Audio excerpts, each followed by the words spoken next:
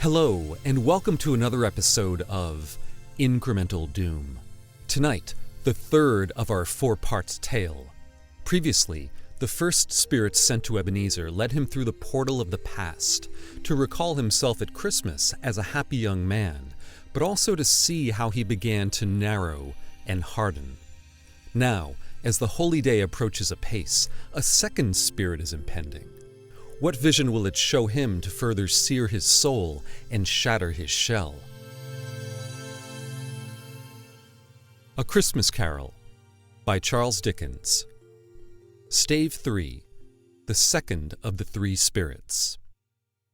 Awaking in the middle of a prodigiously tough snore and sitting up in bed to get his thoughts together, Scrooge had no occasion to be told that the bell was again upon the stroke of 1. He felt that he was restored to consciousness in the right nick of time for the especial purpose of holding a conference with the second messenger dispatched to him through Jacob Marley's intervention. But finding that he turned uncomfortably cold when he began to wonder which of his curtains this new spectre would draw back, he put them every one aside with his own hands, and, lying down again, established a sharp lookout all around the bed, for he wished to challenge the spirit on the moment of its appearance, and did not wish to be taken by surprise and made nervous. Gentlemen of the free and easy sort, who plume themselves on being acquainted with a move or two, and being usually equal to the time of day, express the wide range of their capacity for adventure by observing that they are good for anything, from pitch and toss to manslaughter. Between which opposite extremes, no doubt, there lies a tolerably wide and comprehensive range of subjects. Without venturing for Scrooge quite as handily as this, I don't mind calling on you to believe that he was ready for a good broad field of strange appearances, and that nothing between a baby and rhinoceros would have astonished him very much. Now, being prepared for almost anything, he was not by any means prepared for nothing. And, consequently, when the bell struck 1 and no shape appeared, he was taken with a violent fit of trembling. 5 minutes, 10 minutes, a quarter of an hour went by, yet nothing came. All this time he lay upon his bed, the very core and center of a blaze of ruddy light which streamed upon it when the clock proclaimed the hour, and which, being only light, was more alarming than a dozen ghosts, as he was powerless to make out what it meant, or would be at, and was sometimes apprehensive that he might be at that very moment of an interesting case of spontaneous combustion, without having the consolation of knowing it. At last, however, he began to think, as you or I would have thought at first, for it is always the person not in the predicament who knows what ought to have been done in it, and would unquestionably have done it too. At last, I say, he began to think that the source and secret of this ghostly light might be in the adjoining room, from whence, on further tracing it, it seemed to shine. This idea taking full possession of his mind, he got up softly and shuffled in his slippers to the door. The moment Scrooge's hand was on the lock, a strange voice called him by his name, Ebenezer Scrooge, and bade him enter. He obeyed. It was his own room, there was no doubt about that, but it had undergone a surprising transformation. The walls and ceiling were so hung with living green that it looked a perfect grove, from every part of which bright gleaming berries glistened. The crisp leaves of holly, mistletoe, and ivy reflected back the light, as if so many little mirrors had been scattered there. And such a mighty blaze went roaring up the chimney as that dull petrification of a hearth had never known in Scrooge's time, or Marley's, or for many and many a winter season gone. Heaped up on the floor to form a kind of throne were turkeys, geese, game, poultry, brawn, great joints of meat, sucking pigs, long wreaths of sausages, mince pies, plum puddings, barrels of oysters, red-hot chestnuts, cherry-cheeked apples, juicy oranges, luscious pears, immense twelfth cakes, and seething bowls of punch that made the chamber dim with their delicious steam. In easy state upon this couch there sat a jolly giant, glorious to see, who bore a glowing torch in shape not unlike Plenty's horn, and held it up, high up, to shed its light on Scrooge as he came peeping round the door. "Come in, exclaimed the ghost. Come in and know me better, man. Scrooge entered timidly and hung his head before this spirit. He was not the dogged Scrooge he had been, and though the spirit's eyes were clear and kind, he did not like to meet them. I am the ghost of Christmas present, said the spirit. Look upon me. Scrooge reverently did so. It was clothed in one simple green robe or mantle, bordered with white fur.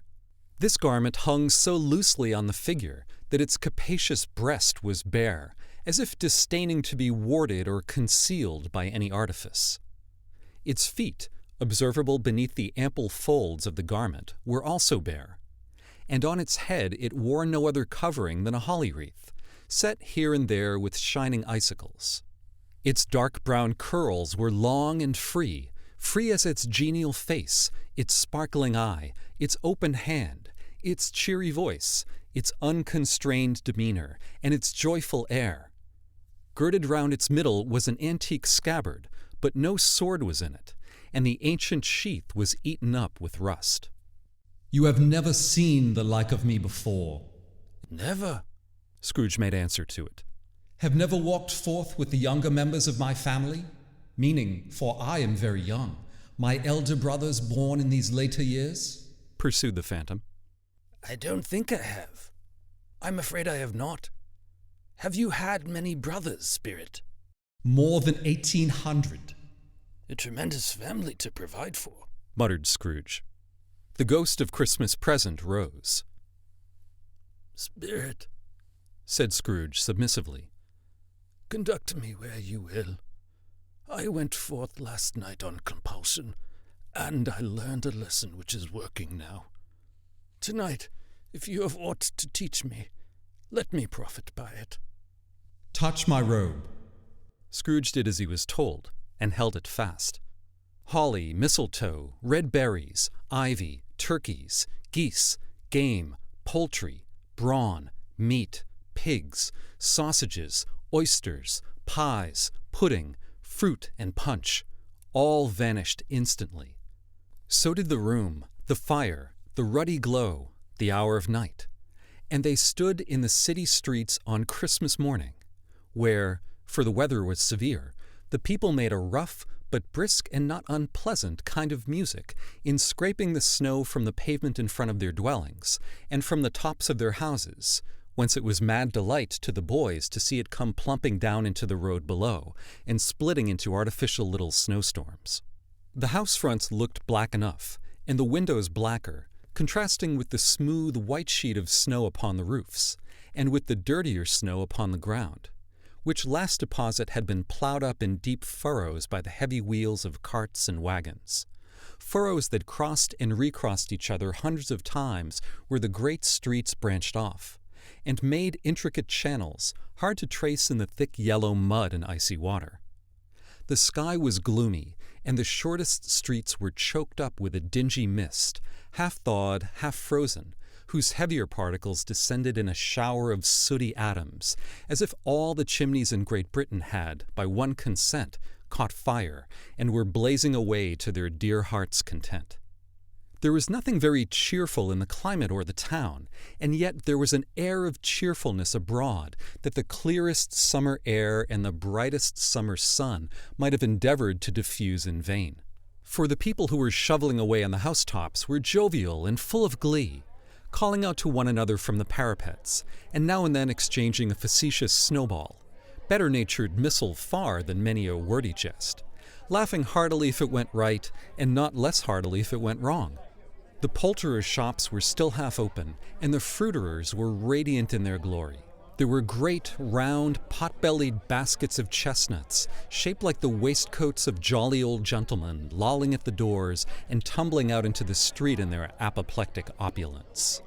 There were ruddy, brown-faced, broad-girthed Spanish onions, shining in the fatness of their growth like Spanish friars, and winking from their shelves in wanton slyness at the girls as they went by and glanced demurely at the hung-up mistletoe. There were pears and apples, clustered high in booming pyramids, There were bunches of grapes, made in the shopkeeper's benevolence to dangle from conspicuous hooks that people's mouths might water gratis as they passed.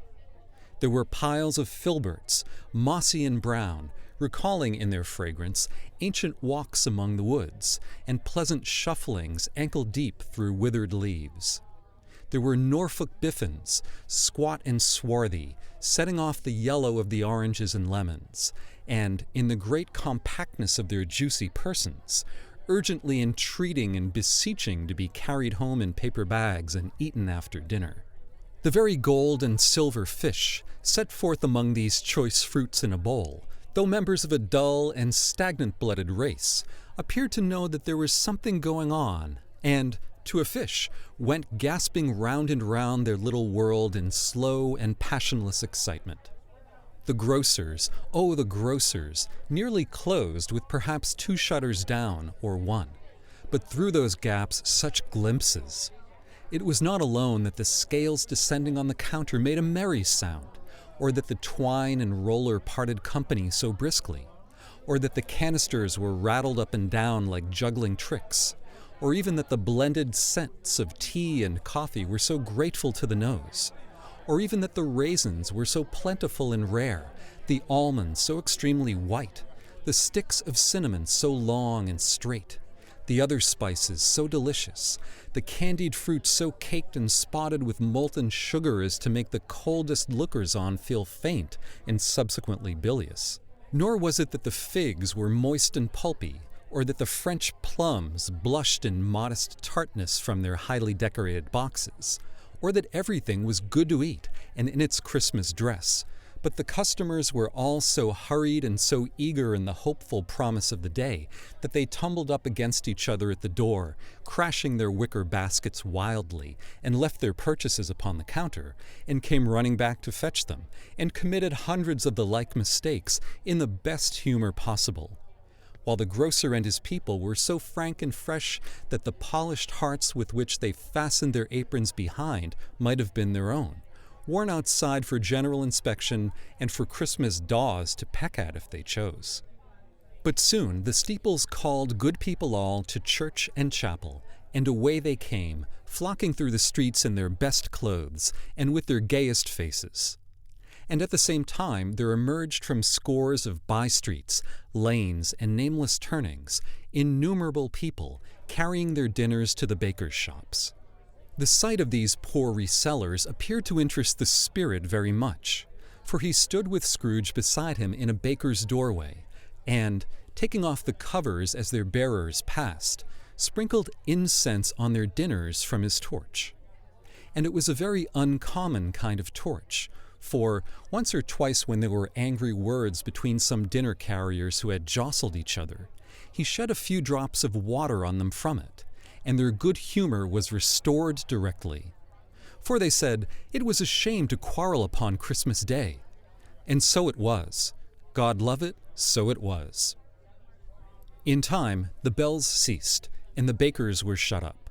And yet there was a genial shadowing forth of all these dinners and the progress of their cooking in the thawed blotch of wet above each baker's oven, where the pavement smoked as if its stones were cooking too.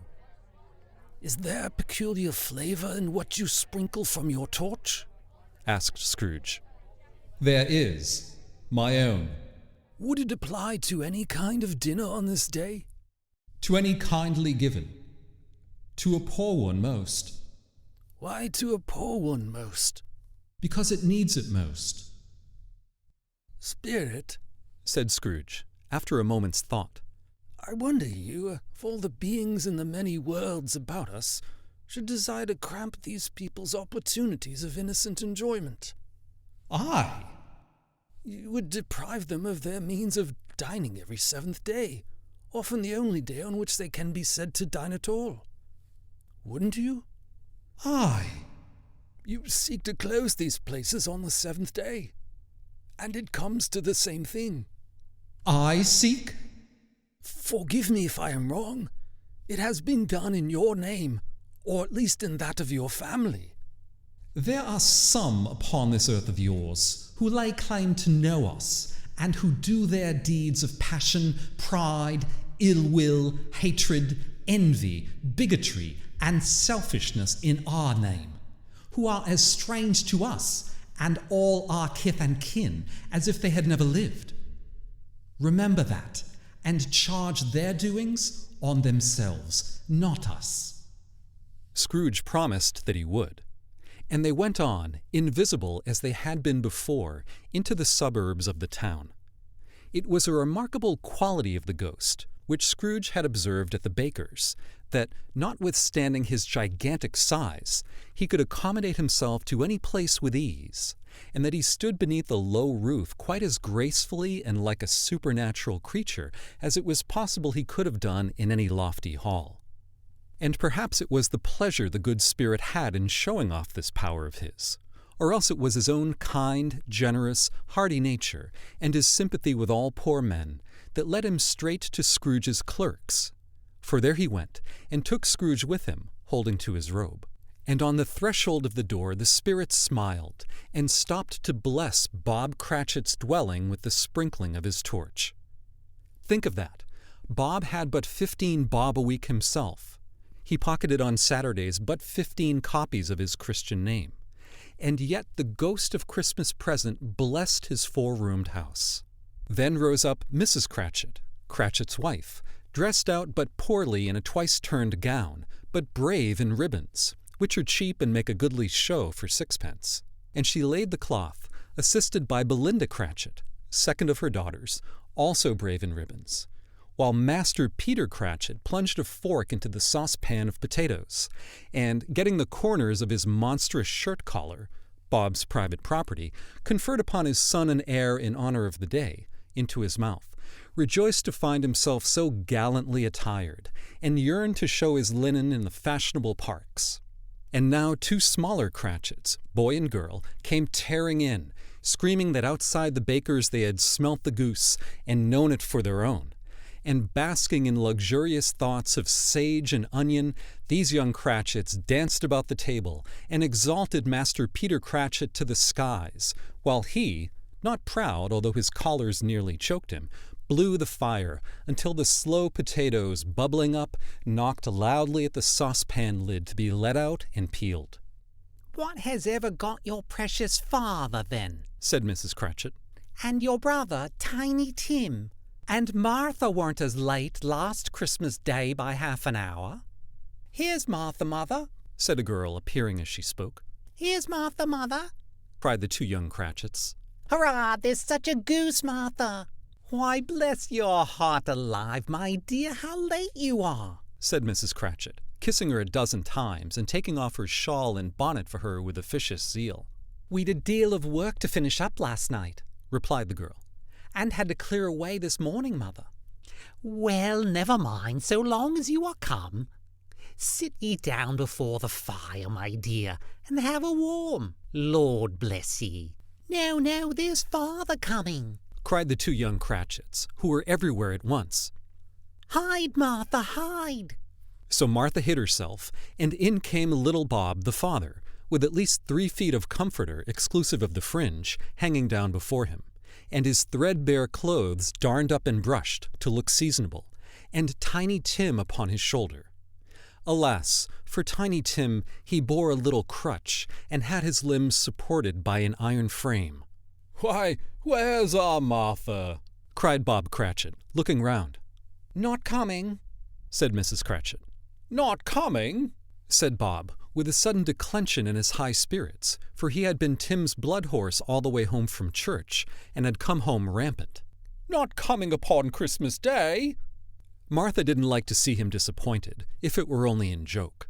So she came out prematurely from behind the closet door and ran into his arms, while the 2 young Cratchits hustled Tiny Tim and bore him off into the wash-house, that he might hear the pudding singing in the copper.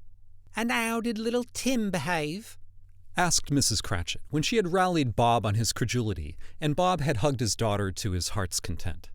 "As good as gold, and better.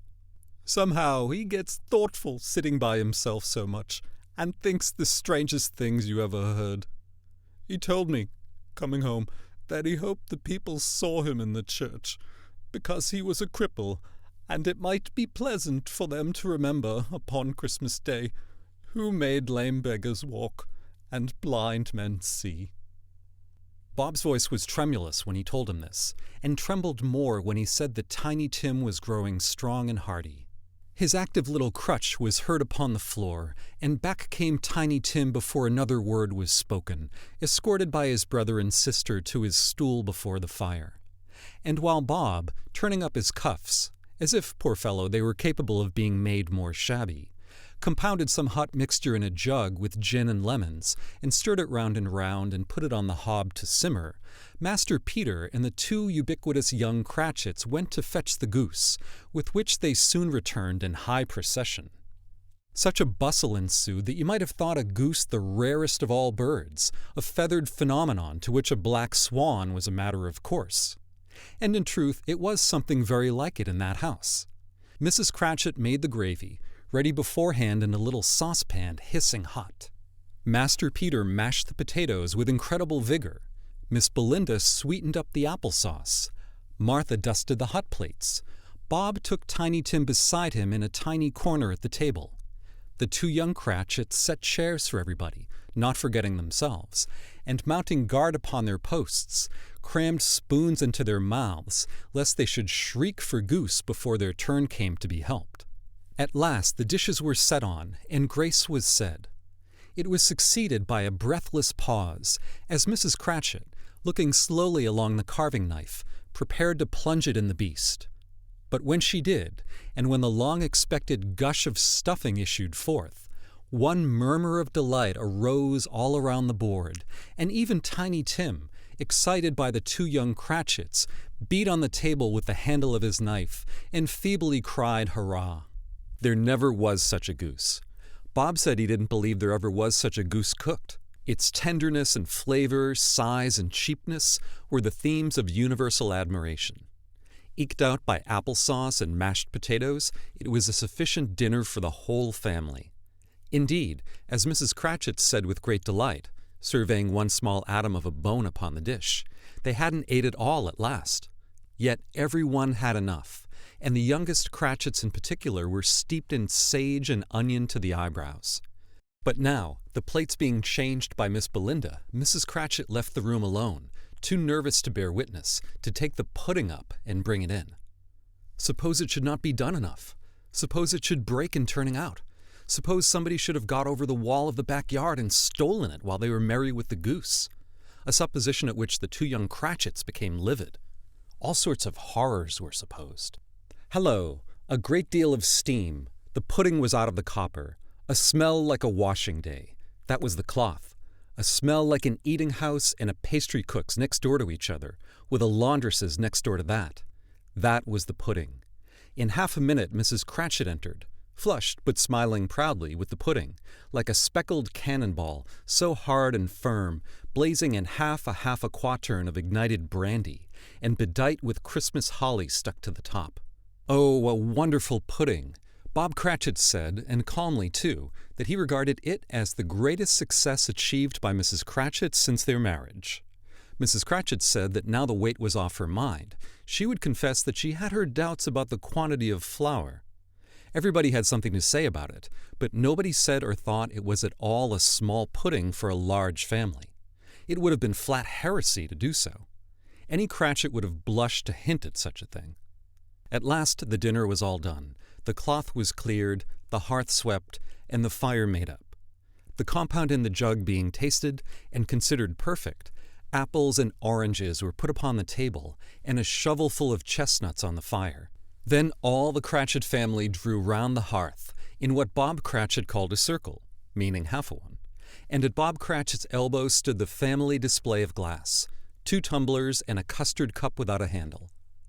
These held the hot stuff from the jug, however, as well as golden goblets would have done, and Bob served it out with beaming looks, while the chestnuts on the fire sputtered and cracked noisily. Then Bob proposed, "A Merry Christmas to us all, my dears. God bless us," which all the family re-echoed. God bless us, everyone, said Tiny Tim, the last of all. He sat very close to his father's side upon his little stool. Bob held his withered little hand in his, as if he loved the child and wished to keep him by his side and dreaded that he might be taken from him.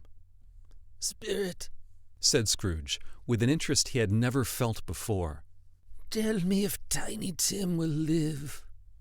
I see a vacant seat in the poor chimney corner, and a crutch without an owner, carefully preserved. If these shadows remain unaltered by the future, the child will die. "Oh, no. Oh, no, kind spirit. Say he will be spared." If these shadows remain unaltered by the future, none other of my race will find him here. What then?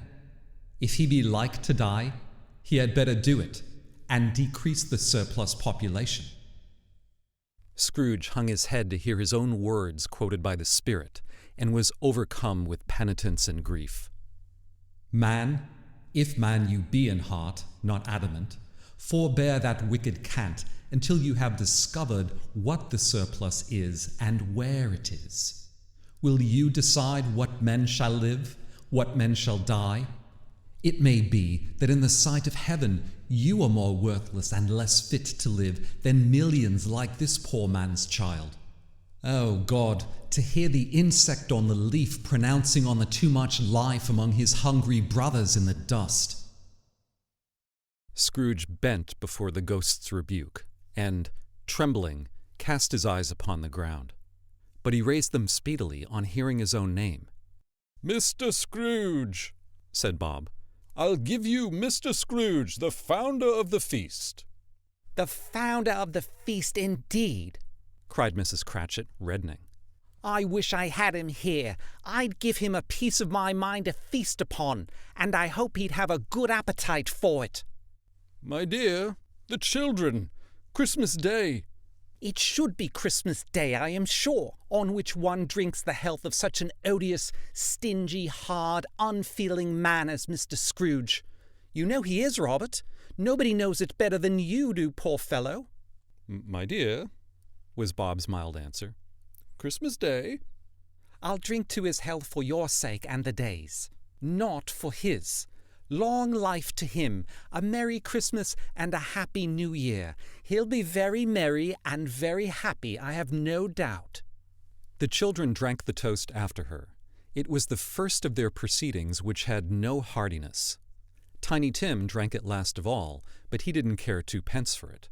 Scrooge was the ogre of the family.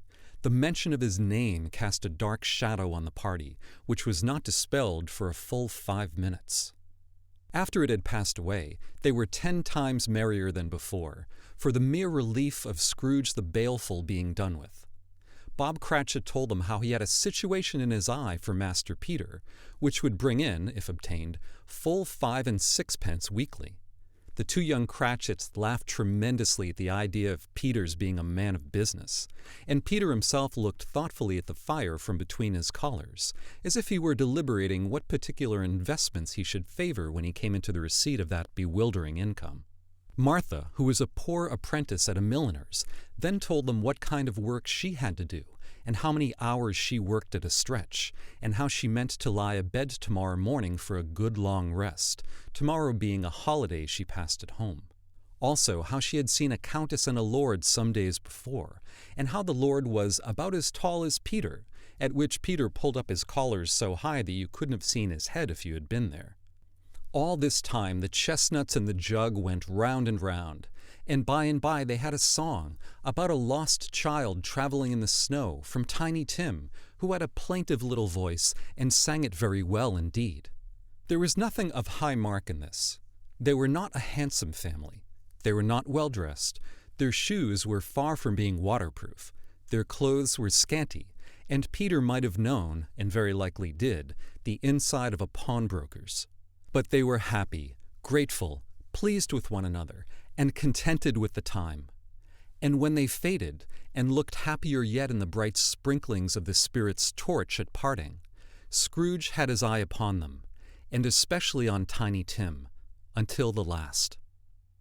By this time it was getting dark, and snowing pretty heavily, and as Scrooge and the Spirit went along the streets, the brightness of the roaring fires in kitchens, parlors, and all sorts of rooms was wonderful. Here, the flickering of the blaze showed preparations for a cozy dinner, with hot plates baking through and through before the fire, and deep red curtains ready to be drawn to shut out cold and darkness. There, all the children of the house were running out into the snow to meet their married sisters, brothers, cousins, uncles, aunts, and be the first to greet them. Here again were shadows on the window blind of guests assembling, and there a group of handsome girls, all hooded and fur-booted, and all chattering at once, tripped lightly off to some near neighbor's house, where, woe upon the single man who saw them enter, artful witches, well they knew it, in a glow. But if you had judged from the number of people on their way to friendly gatherings, you might have thought that no one was at home to give them welcome when they got there, instead of every house expecting company and piling up its fires half-chimney high. Blessings on it, how the ghost exulted, how it bared its breadth of breast and opened its capacious palm, and floated on, outpouring with a generous hand its bright and harmless mirth on everything within its reach. The very lamplighter who ran on before, dotting the dusky street with specks of light, and who was dressed to spend the evening somewhere, laughed out loudly as the spirit passed, though little kenned the lamplighter that he had any company but Christmas. And now, without a word of warning from the ghost, they stood upon a bleak and desert moor, where monstrous masses of rude stone were cast about, as though it were the burial place of giants. And water spread itself wheresoever it listed, or would have done so, but for the frost that held it prisoner.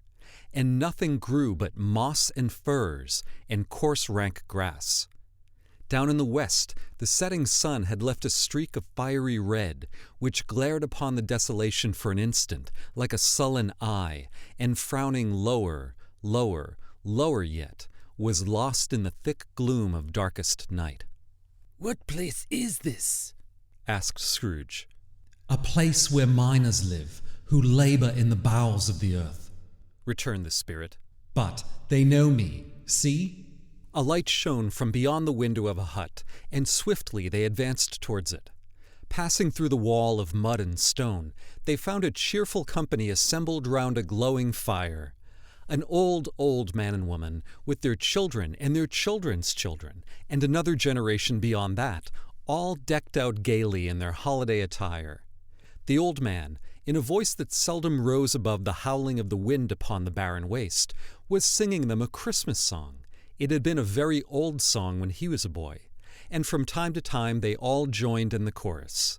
So surely as they raised their voices, the old man got quite blithe and loud, and so surely as they stopped, his vigor sank again. The spirit did not tarry here, but bade Scrooge hold his robe, and passing on above the moor, sped, whither? Not to see, to see. To Scrooge's horror, looking back, he saw the last of the land, a frightful range of rocks behind them, and his ears were deafened by the thundering of water as it rolled and roared and raged among the dreadful caverns it had worn, and fiercely tried to undermine the earth. Built upon a dismal reef of sunken rocks, some league or so from shore, on which the waters chafed and dashed the wild year through, there stood a solitary lighthouse.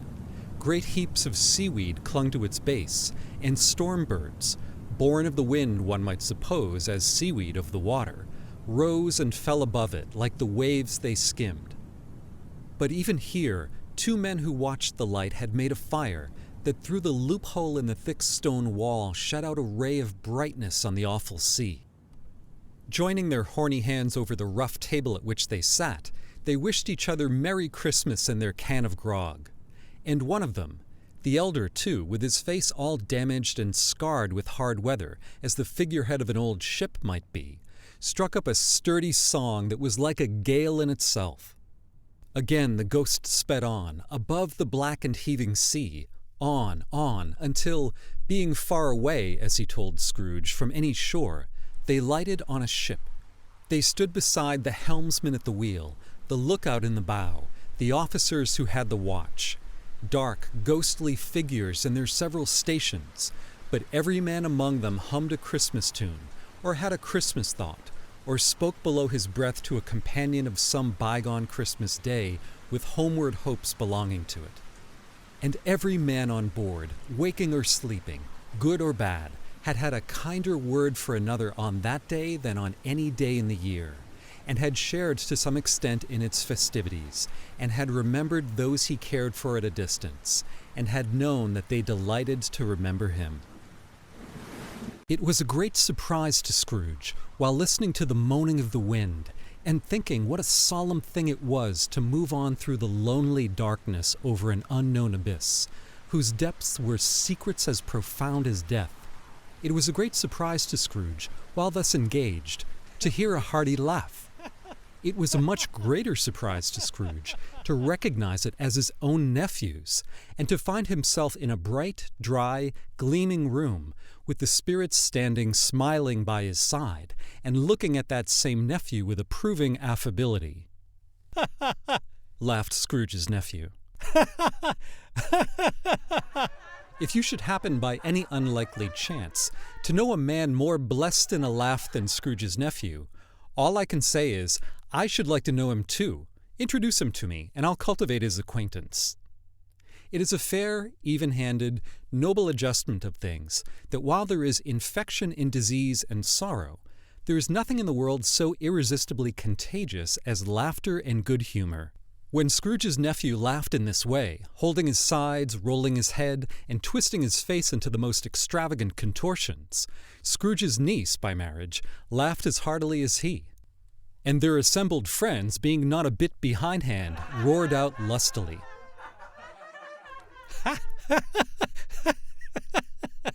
He said that Christmas was a humbug, as I live. He believed it, too. More shame for him, Fred, said Scrooge's niece, indignantly. Bless those women, they never do anything by halves. They are always in earnest.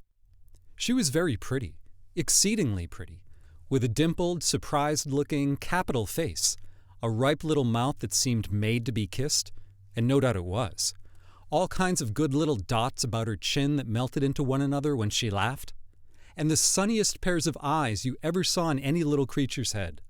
Altogether, she was what you would have called provoking, you know? But satisfactory, too. Oh, perfectly satisfactory. He's a comical old fellow, said Scrooge's nephew. That's the truth, and not so pleasant as he might be. However, his offences carry their own punishment, and I have nothing to say against him. I'm sure he's very rich, hinted Scrooge's niece. At least you always tell me so. What of that, my dear? Said Scrooge's nephew. His wealth is of no use to him. He doesn't do any good with it. He doesn't make himself comfortable with it. He hasn't the satisfaction of thinking, ha ha ha, that he is ever going to benefit us with it.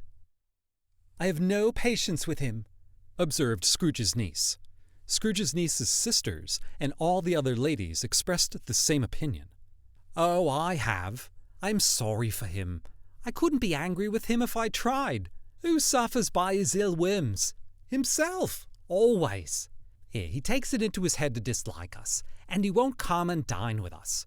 What's the consequence? He doesn't lose much of a dinner. Indeed, I think he loses a very good dinner, interrupted Scrooge's niece. Everybody else said the same, and they must be allowed to have been competent judges, because they had just had dinner, and with dessert upon the table were clustered round the fire by lamplight.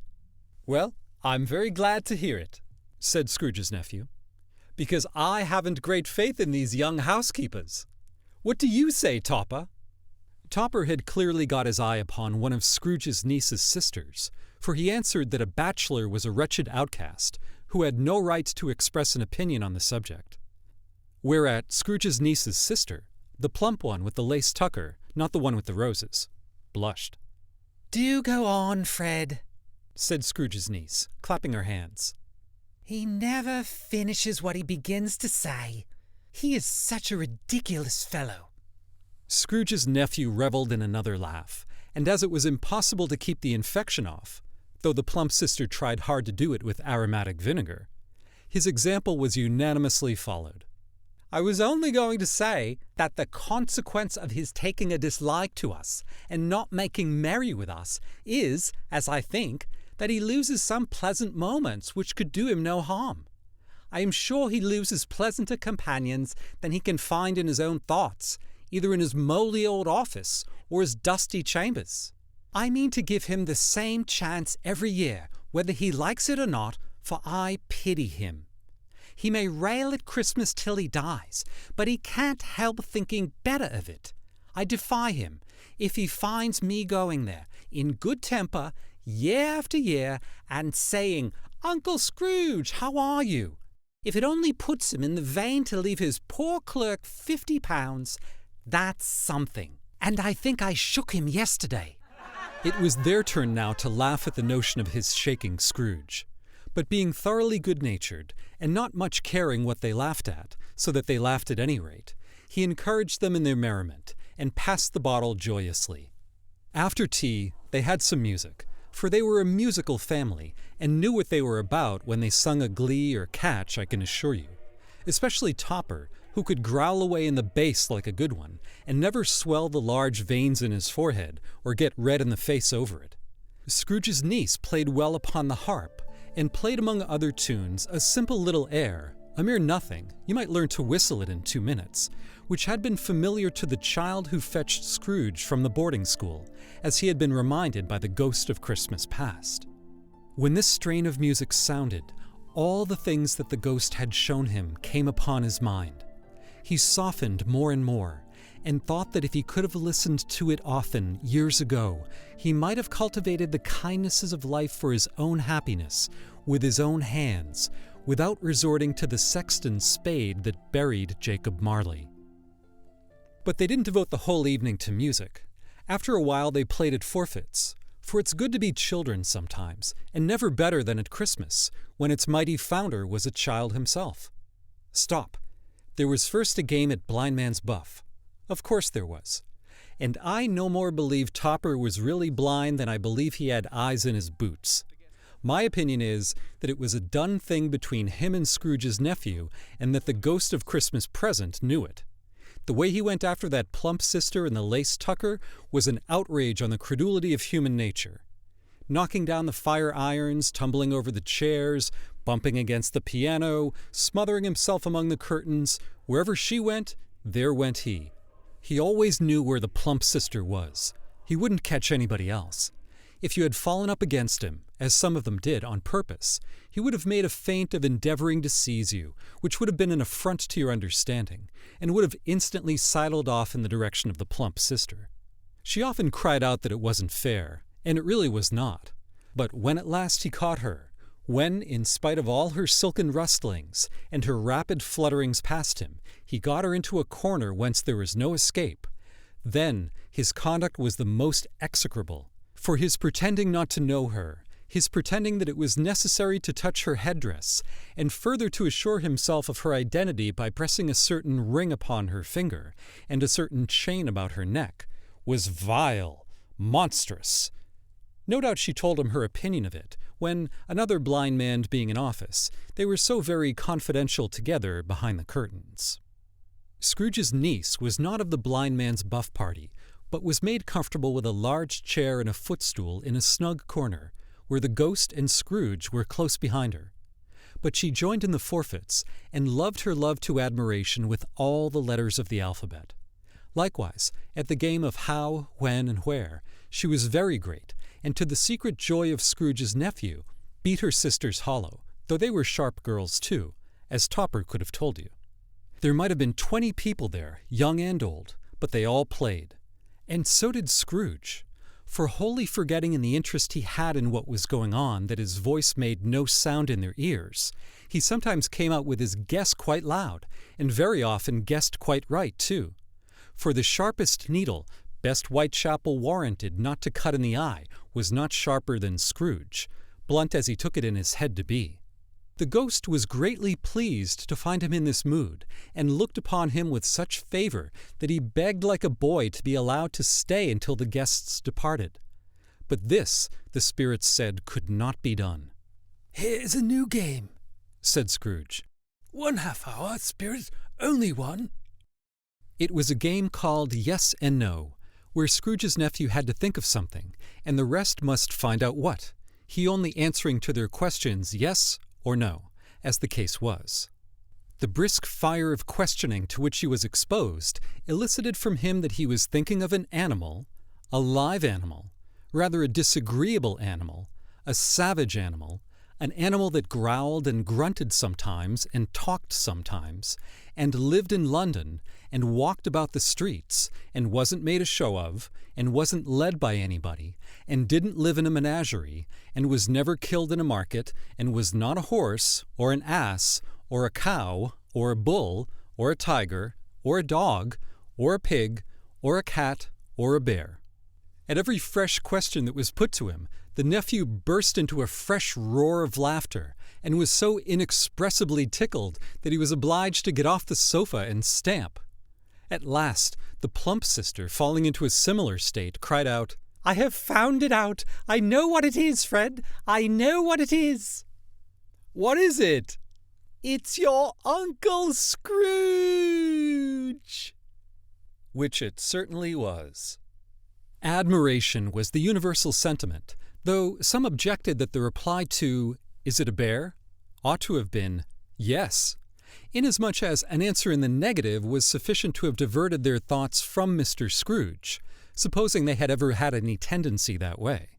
"He has given us plenty of merriment, I am sure," said Fred, "and it would be ungrateful not to drink his health. Here is a glass of mulled wine ready to our hand at the moment, and I say, Uncle Scrooge." Well, Uncle Scrooge. "A Merry Christmas and a Happy New Year to the old man, whatever he is. He wouldn't take it from me, but he may have it, nevertheless. Uncle Scrooge." Uncle Scrooge had imperceptibly become so gay and light of heart that he would have pledged the unconscious company in return, and thanked them in an inaudible speech, if the ghost had given him time. But the whole scene passed off in the breath of the last words spoken by his nephew, and he and the spirit were again upon their travels. Much they saw, and far they went, and many homes they visited, but always with a happy end. The spirit stood beside sick beds, and they were cheerful, on foreign lands, and they were close at home, by struggling men, and they were patient in their greater hope, by poverty, and it was rich. In almshouse, hospital, and jail, in misery's every refuge, where vain man in his little brief authority had not made fast the door and barred the spirit out, he left his blessing, and taught Scrooge his precepts. It was a long night, if it were only a night, but Scrooge had his doubts of this, because the Christmas holidays appeared to be condensed into the space of time they passed together. It was strange, too, that while Scrooge remained unaltered in his outward form, the ghost grew older, clearly older. Scrooge had observed this change, but never spoke of it, until they left a children's 12th night party, when, looking at the spirit as they stood together in an open place, he noticed that its hair was gray. "Are spirits' lives so short?" My life upon this globe is very brief. It ends tonight. "Tonight?" Tonight at midnight. Hark, the time is drawing near. "Forgive me if I am not justified in what I ask," said Scrooge, looking intently at the spirit's robe. "but I see something strange and not belonging to yourself protruding from your skirts. Is it a foot or a claw?" It might be a claw, for the flesh there is upon it, was the spirit's sorrowful reply. Look here. From the foldings of its robe, it brought 2 children, wretched, abject, frightful, hideous, miserable. They knelt down at its feet and clung upon the outside of its garment. Oh man, look here. Look, down here. There were a boy and girl, yellow, meager, ragged, scowling, wolfish, but prostrate too in their humility. Where graceful youth should have filled their features out and touched them with its freshest tints, A stale and shriveled hand, like that of age, had pinched and twisted them and pulled them into shreds. Where angels might have sat enthroned, devils lurked and glared out menacing. No change, no degradation, no perversion of humanity in any grade, through all the mysteries of wonderful creation, has monsters half so horrible and dreadful. Scrooge started back, appalled. Having them shown to him in this way, he tried to say they were fine children, but the words choked themselves rather than be parties to a lie of such enormous magnitude. "Spirit, are they yours?" Scrooge could say no more. They are man's, said the spirit, looking down upon them. and they cling to me, appealing from their fathers. This boy is ignorance. This girl is want. Beware them both, and all of their degree, but most of all, beware this boy, for on his brow I see that written which is doom, unless the writing be erased. Deny it, cried the spirit, stretching out its hand toward the city. Slander those who tell it ye, admit it for your factious purposes, and make it worse, and bide the end. Have they no refuge or resource? Are there no prisons? Are there no workhouses? Said the spirit, turning on him for the last time with his own words.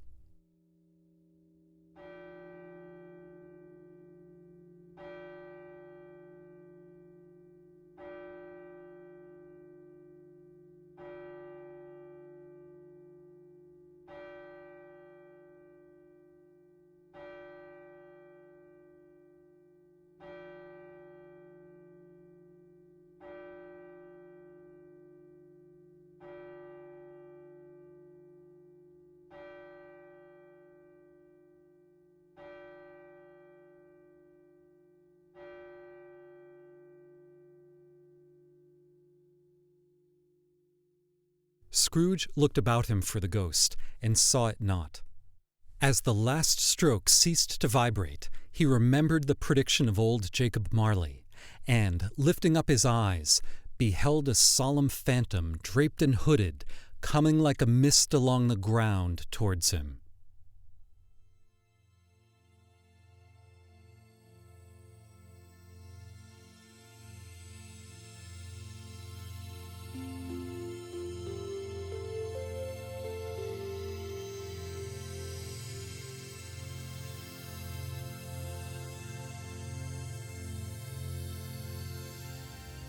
For the conclusion of this story, and for more tales of literary horror to unsettle you, follow this podcast. Incremental Doom. Exponential Entertainment. I'm Edgar.